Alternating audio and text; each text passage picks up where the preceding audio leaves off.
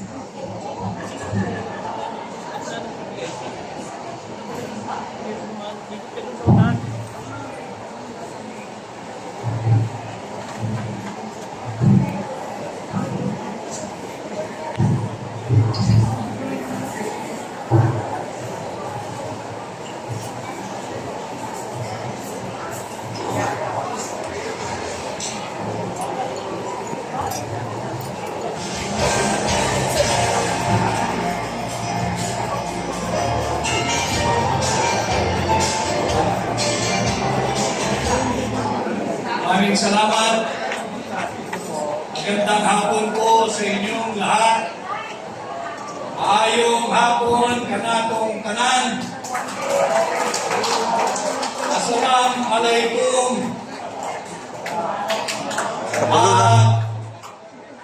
Yun ang hindi ko na isulat ng report.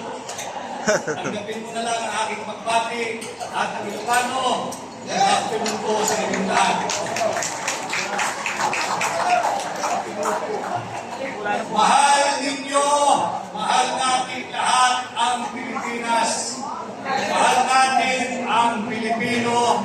Kung kaya naririto tayo kahit araw ng linggo, nagsasama-sama sa paglulunsad ng Save the Philippines Coalition.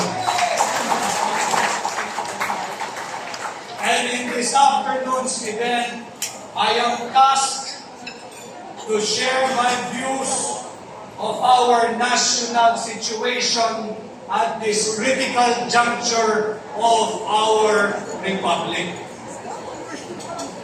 Lahat tayo ay mulat sa nagaganap sa ating bansa. But just the same, pag-usapan muna natin ang ating ekonomiya. Under Bongbong Marcos Jr., our country has sunk and the economy has taken a serious and solid hit due to massive corruption and looting of people's money, looting of public funds. These are not my words. I'm just re-echoing the words of no less than his fellow leader, the President of South Korea, President Lee Jae-myung. This was his word when he justified his decision, his government's decision to withdraw that 28.8 billion pesos loan granted to the Philippines. Hinawi niya ang pautang na yan dahil sa massive corruption at looting of public funds na nagaganap sa ilalim ng administrasyon ni Bongbong Marcos Jr. Marcos resign! The value of our peso has sunk and has fallen in its lowest level and still stands at 59 to a dollar. Halos 1/4 o 25% na ng halaga ng ating piso ang nalusaw. Parang kailan lamang noong taong 2022, nasa 55 pesos pa ang palitan ng piso kontra dolyar. Matapos lamang ang 3 taon ni Bongbong Marcos, nasa 59 pesos na ang halaga ng palitan ng piso kontra dolyar. Ang ating third quarter GDP is at a miserable 4%, the slowest growth in over 4 years, below market expectations, and even the government's target range. Sinabi nga ng direktor ng Ateneo, Center for Research and Development, na si Ginoong Sir Percival K. Peña Reyes, and I quote, "Because investors' confidence has been shaken. Foreign investors are pulling back. The scandal," referring to the flood control fund scandal, referring to the Bicameral Conference Committee report scandal, referring to the illegal, invalid, immoral, criminal, unconstitutional 2025 national budget, has created a mix of political risk, uncertainty, and social unrest. It threatens investment grade rating and undermines our medium-term fiscal framework. Ang GDP, mga kasama, ay ang bilang ng produkto at serbisyong nanalilikha ng isang ekonomiya. Alam na namin ito ng mga kasama natin sa labor, sa hangin ng manggagawa, kagaya ni Atty. Jimmy Morales. Ang GDP ang isang ginagamit na pangunahing panukan at sumasalamin sa pangkalahatang kalusugan ng ating ekonomiya at investment confidence. Ito ay kasalukuyang mataglay. Ang ating ekonomiya ay mahina. Ang ating ekonomiya ay dahan-dahan nang nalulumpo. Dahil na rin sa iskandalo na nagsimula sa pangingialam ng Executive Department sa paglulustay ng pera ninyo gamit ang ating taon ng budget. Paulit-ulit kong sinasabi kapag tayo nabibigyan ng pagkakataong magsalita. Ang punot dulo, ang simulat katapusan, ang ugat ng lahat ng korupsyon sa ating bansa ay nagmumula sa ating taunang budget. Nasa budget na nakakula, nasa budget na kaugat ang lahat ng uri ng korupsyon, subalit lantaran, talamak at higit na garapalan sa ilalim ng Marcos Jr. Administration.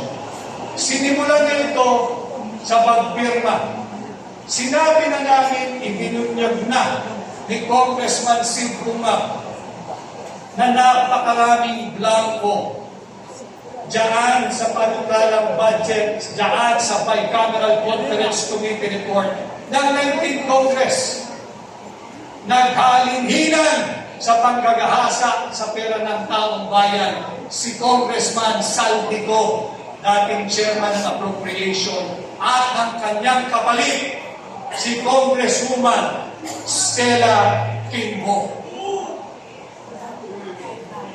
Hindi natitigil dyan sapagkat meron din silang kahalinhinan sa pagkagahasa sa pera ng mga Pilipino. Pagdating naman sa parte ng Senado, ang chairperson ng Finance Committee, walang iba kundi ang dating Senadora Grace Poe.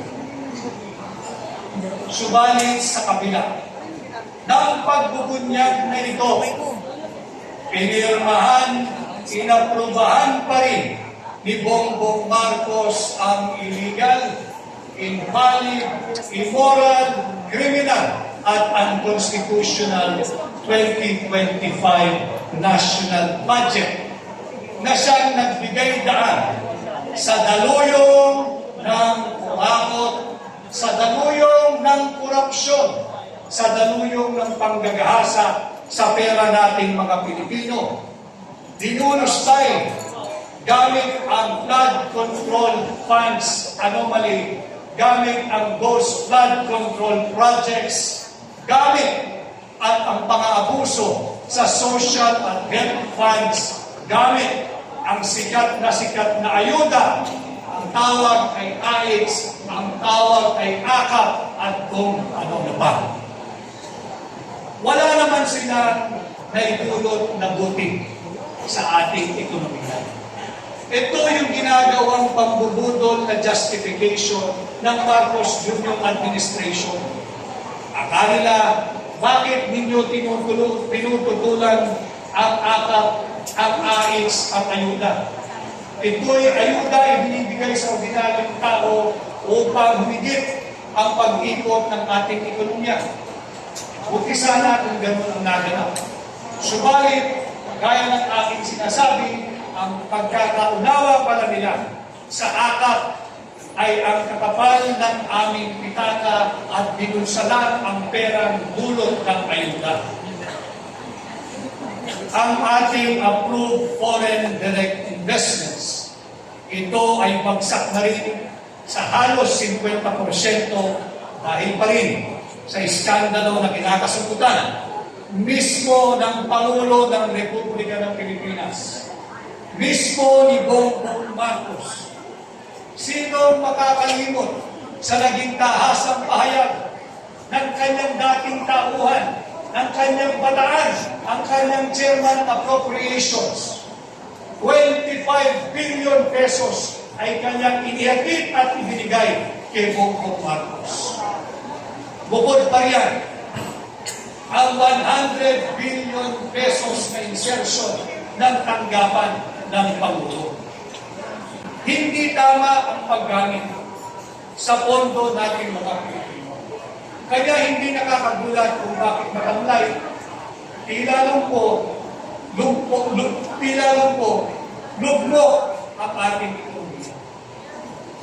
Bukod dito, bukod sa napakaraming maling polisiya ng Marcos Jr. administration, hindi rin nakakatulong ang mga irresponsable at mapangahas na nagiging pahayag ng mga opisyal ng Marcos Jr. administration. Banggitin mo natin yung naging pahayag mismo ng hepe ng Sandatahang Lakas ng Republika ng Pilipinas. Sila raw ay kasalukuyang naghahanda. Sinasanay ang kanilang hanay para sa isang digmaan. At ang kanyang strategiya ay tumagal lamang ang pwersa nating mga Pilipino ng 30 araw, dahil bago dumating ang 30 araw, darating na ang saklolo, ang reinforcement, ang ayuda galing sa banyagang pwersa. Yan ang kanyang estratehiya. Hold the line and preserve the troops. Wala siyang estratehiya na talunin kung sino man ang gusto niyang digmain. Ang kanya, huwag na maubos at ating mga sundalo at patagalin lamang ng 30 araw in the hope na may darating na tulong mula sa mga banyagang pwersa. Hindi rin nakakatulong yung pagbubukas ng bibig.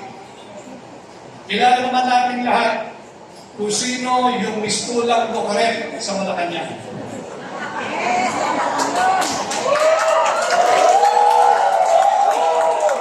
And we have all the right to call her out because sweldado ka ng mamamayang Pilipino. Kung ayaw mong mapunat-punahin, lumipat ka sa pribado. Subalit hanggang ikaw ay empleyado ng gobyerno, may pananagutan ka sa ordinaryong Pilipino.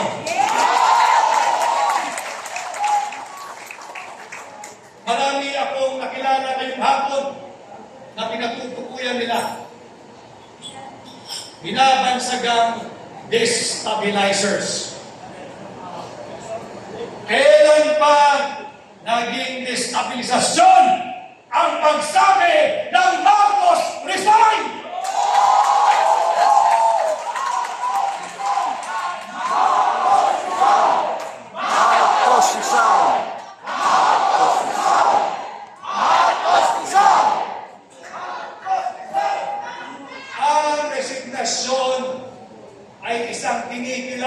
pamamaraan upang magkaroon ng vacancy in the office of the President.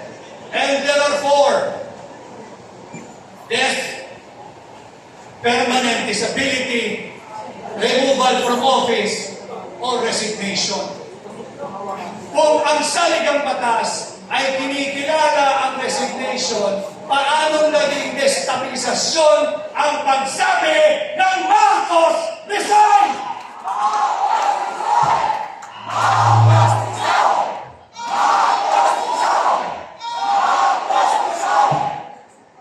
Itong mga maling pulisiya, coupled with reckless pronouncement from senior officials of the government, does not inspire confidence to both local and foreign investors. Ang totoong destabilizer, ang totoong destabilisasyon ay ang corruption at drug addiction.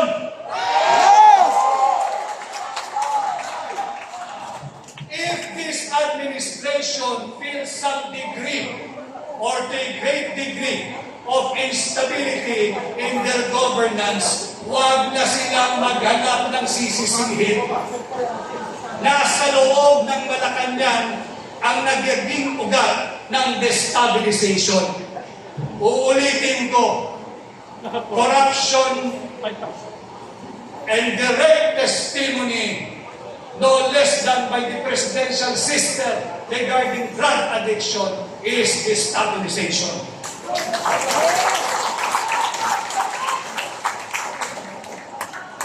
Ang 19% na taripa na itinataw ng Estados Unidos sa lahat ng produktong Pilipino na papasok sa kanilang bansa, hindi rin ito nakakatulong sa pagsigla ng ating ekonomiya. 19% ang itinatataw na taripa, samantalang 0% ang sa Estados Unidos. Yan ay produkto ng pagiging tough negotiator. Yang 19% na taripa, nakakasakit at nanganganib kagaya po ng ating coconut oil industry. Pagpasok niya sa bansang Amerika, siya ay papatawan ng 19% na taripa. Samantalang, ang palm oil, kung manggagaling sa Estados Unidos, 0% ang taripa. Paano ka mananalo? Ano ang ating advantage? 19-0. Yan yung mga problema na kinaharap ng ating ekonomiya. Sa kasalukuyan, nandito rin ang ating kaibigan at ginagalang na dating kalihim ng Department of Labor, si Manong Berhon. Ang BPO industry at overseas Filipino workers remittance ang nananatiling angkla ng ating ekonomiya. Yung tinatawag nilang traditional growth drivers.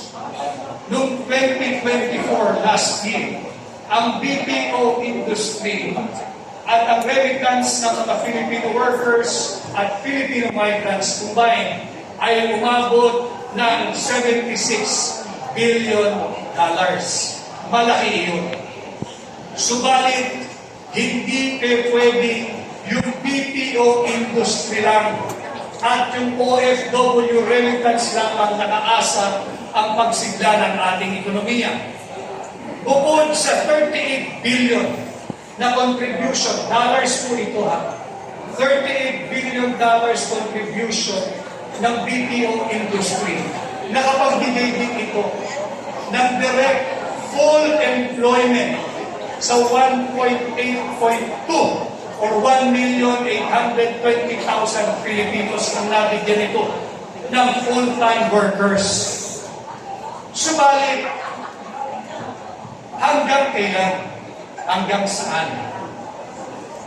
Sinabi ni dating NEDA Secretary si Dr. Carl Kendrick Chua, pahinana ang BPO industry.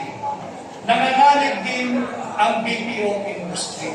Sapagkat nariyan na yung pagsulpot, yung pag-introduce, yung tinatawag nating AI or Artificial Intelligence. And it's just a matter of time. I hope not very soon, mawawalan ng trabaho ang marami sa ating mga kababayan na nagmumula sa BPO industry o BPO sector. Wala tayong magagawa, hindi natin mapipigilan.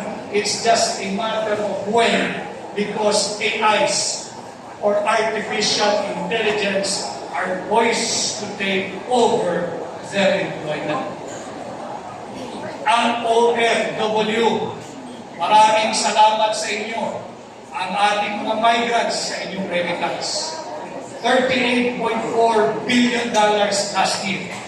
Malaking suporta ito para mapanatili ang sigla nung tinatawag nating domestic consumer spending.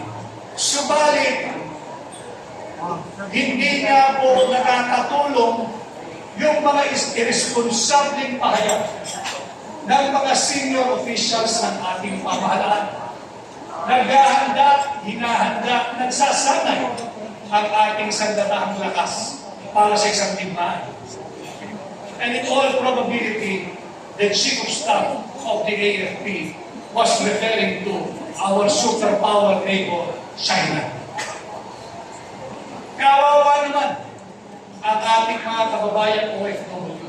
Kawawa naman ang kanilang pamilya. Kawawa naman ang ekonomiya ng Pilipinas. Bakit ganyan? Hindi kinakailangan magpaputok ng China. Kahit isang bala para hindi nalumuhin ang ating ekonomiya. Mabutos lamang ang gobyerno ng China. Itigil na ang employment ng lahat ng Pilipino sa Macau, sa mainland China, sa Hong Kong, sa Guangzhou, at kung saan pa. At sila ay i-deport na sa Pilipinas. Paano ang kanilang pamilya? Paano ang ating ekonomiya? Bukod dyan, naghahanda ang ating sandatahang lakas para sa isang napipintong digmaan.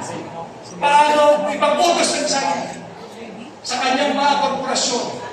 Bawal na kayong mag-export ng kahit anong produkto papuntang Pilipinas. And today, ang number one source of our imported products, ang bansang China pa rin. Kaya kung meron tayong problema dito sa loob, sa ekonomiya, dahil na rin sa maling polisiya ng pamahalaan at masyadong mapanahas ang irresponsableng pahayag ng mga opisyal nito. Meron mo sana tayong pagbunto dito sa BPO at sa mga remittance ng OFW. Ano po yun? Yung ating tourism industry. Subalit, lumpo din ang ating turismo. Meron po tayong tinatawag na very young and dynamic population na maituturing best comparative advantage ng Pilipinas. Subalit, ano ho ang nangyayari sa ating turismo? Ulilap na po tayo sa Southeast Asia. 2 beses tayong nagpalabas ng advertisement sa CNN. Tinanggal din. Bakit? Kinotya lang pala natin yung mga larawang ipinakita doon at hindi naman pala sa Pilipinas. Anong sinabi? Narinig ba kayo na ano na yung mga kasama natin sa Cebu? Narinig ba kayo na humingi ng pamanhin ang kalihim ng Department of Tourism sa napaka-nakakahiyang plagiarism? Ito yung mga maling polisiya. Kaya hindi sila kinakailangan tumingin sa malayo at maghanap ng masisisi kung bakit lugmok ang ating ekonomiya. And again, we will all go back doon sa ating simula. This is the effect. This is the consequence of incompetence, of massive corruption, of looting of public funds. Dinagdagan pa ng panibagong dago yung open, public, and direct testimony ng kapatid ni Bongbong Marcos na siya ay drug addict. Hindi nakakatulong ito sa reputasyon natin bilang destination haven ng mga mamumuhunan ng mga nangangaral. Unless and until the Marcos Jr. administration will learn what most Filipinos have learned, albeit involuntarily, ano po yan? Fiscal discipline, prudence, austerity measure, at belt-tightening. The economy of our country will only get worse before it gets better in the next administration. So ladies and gentlemen, you have to brace yourself and your family for tough times ahead.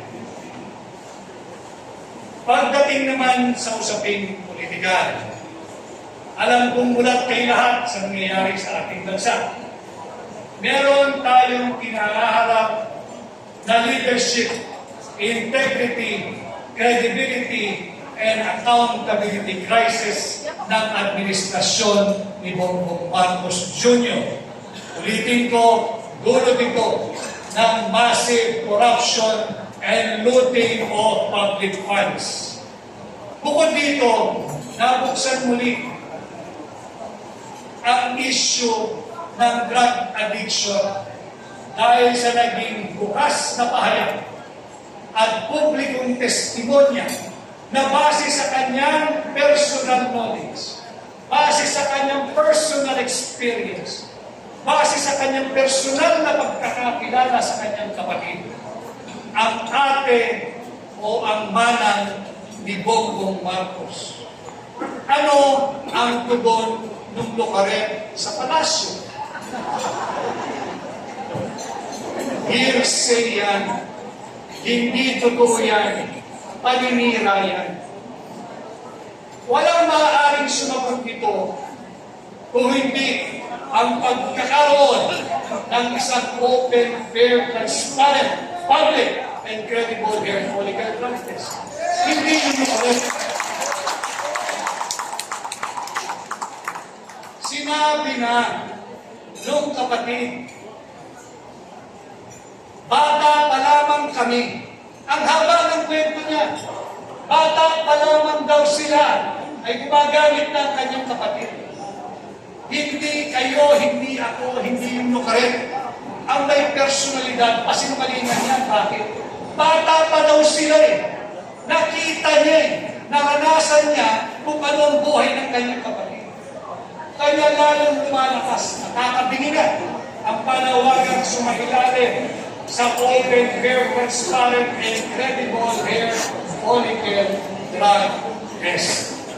Dahil dito, sa aking pananaw, wala nang ano pa mang moral at legal ascendancy ang tanggapan ng Pangulo. Kung kaya palakas ng palakas, ang sigaw ng sambayanang Pilipino, Marcos resign!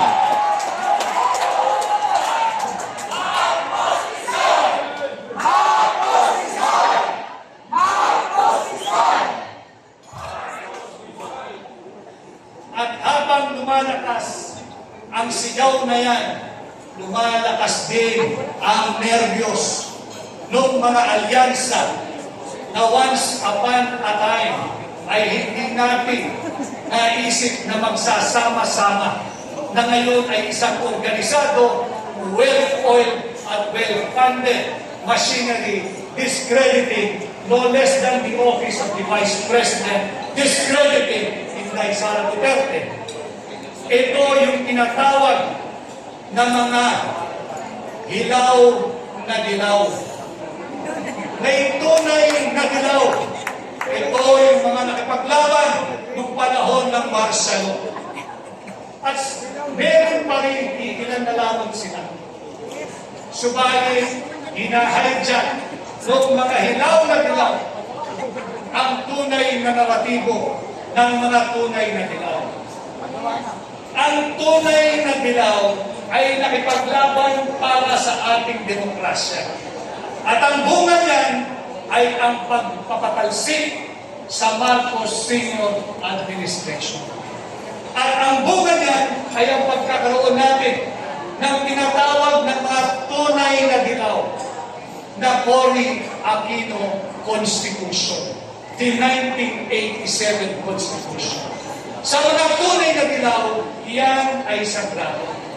Sumali sa mga hilaw na dilaw, sa mga makakaliwang grupo, sa mga kakampi, at sa mga bagong Pilipinas na alyansa, sasagasaan nila, ibabasura nila, kahit sunugin pa nila ang ating saligang batas. Huwag lamang matupad yung malinaw na garansya dyan pagdating sa constitutional succession.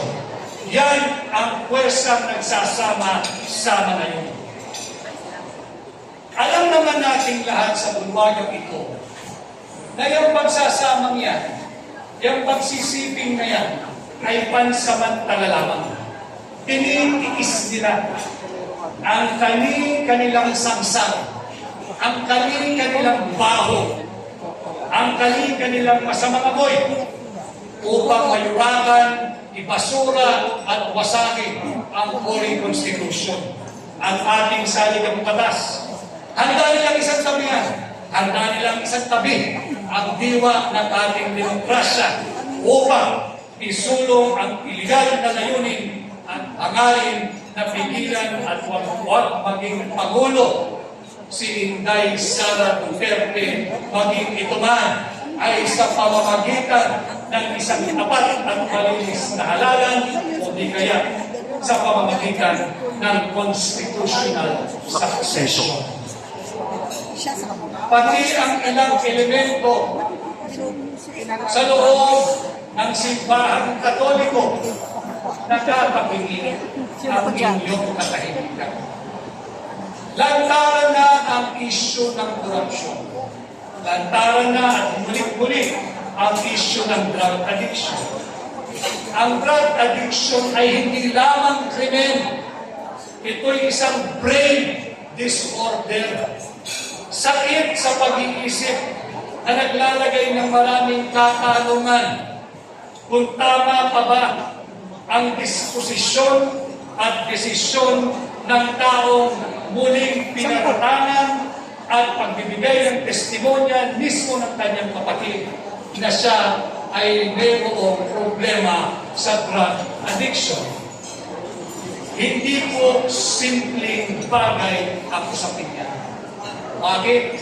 Nakasaad sa ating saligang batas, Article 3, Section 7, the right of the people to information on matters of public concern shall be recognized. Hindi pa public concern ang katanungan kung drug addict ba ang Pangulo o hindi. Hindi ito pwedeng sagutin sa pamamagitan lamang ng isang missing aso o kaya pahayag ng lokaret sa palasyo. Ang tugon dito, hair follicle drug test para matundukan ang isyong ito. Ito yung paulit-ulit na isinisigaw ng mamamayang Pilipino. At itugtong natin dyan sa Article 3, Section 7. Dalhin ko kayo sa Article 7, Section 12. Ito ay mahalaga. Nakasaad sa Article 7, Section 12. In case of serious illness of the President, the public shall be informed of his state of health. Again, drug addiction is considered both a complex brain disorder and mental illness. Ano ang lagay ng kalusugan ng Pangulo? May katotohanan ba ang naging testimonya ng kanyang sariling kapatid, nakakatandang kapatid, ng kanyang manang na kanyang ate, na siya ay may problema problema sa drug addiction. Source complex. Quezon City. Dapat ba natin paniwalaan na walang basihan ang naging testimonya ng kanyang kapatid? Kamusta ang kanyang mental health? Nasa tamang kaisipan pa ba ang Pangulo? At dapat bang pagtiwalaan ang kanyang mga desisyon, disposisyon at pahayag? Again, these are all legitimate issues and questions that must be answered because we, the Filipino people, are the sovereign power, and as the sovereign power, we have the right to ask, we have the right to an official reply, and we have the right to information on matters of public concern, especially on matters of the state of health of the President. Kaya ho natin binabanggit ito sapagkat ang dami na rin usapin patungkol sa ating independent foreign policy. Kasi nga ho, ang drug addiction ay isang problema sa pag-iisip. Mental health issue. Kaninong foreign policy ba ang ating isinusulong? Foreign policy ba at interes ba ng Pilipino o ng ating mga banyagang aliado? Article 18, Section 25, malinaw. Bawal ang anumang base militar, bawal ang anumang probang militar, bawal ang anumang gamit at pasilidad ng militar sa kahit na saang sulok ng ating bansa. Sa ating pagkakaalam, mayroon siyang na deklarado emphasize. Yung deklarado, yung hindi deklarado. Ito ay paglabag sa ating saligang batas. Bakit ito hinahayaan? Again, I bring this up to you in relation to the health, especially the mental health of the Commander-in-Chief and his seemingly aggressive stance and wild rhetorics against China. Instead of exploring a diplomatic means to diffuse and de-escalate the tension in the South China Sea, tila sinisilaban kanya. How is this state of health? Is he mentally ill and unfit to continue discharging the mandate of the office of the President? Iiwan ko sa inyo ang katanungang yan. Is he mentally ill and unfit to serve as the Commander-in-Chief? Kaya ko tinatanong yan sa inyo sapagkat sa kabila ng pagsusulong ng mga hilaw na dilaw, ng mga taliwang grupo, ng mga katampi, ng ilang elemento sa simbahang Katoliko, hindi pwedeng ibasura ang promisyon ng Article 7, Section 8 na aking babasahin.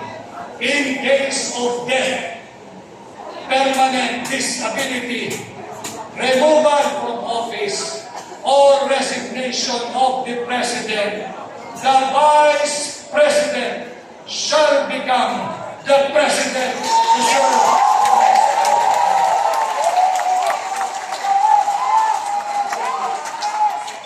Iiwan ko sa inyo ang mga katanungang iyan at iiwan ko sa inyo ang mga probisyong yan ng ating saligang batas upang huwag tayong pumayag na yurakan, tapatan, ibasura at sunugin ng mga grupong ito ang ating saligang batas. And this, ladies and gentlemen, is how I view from where I see our current national situation. Maraming salamat at salamat po sa ating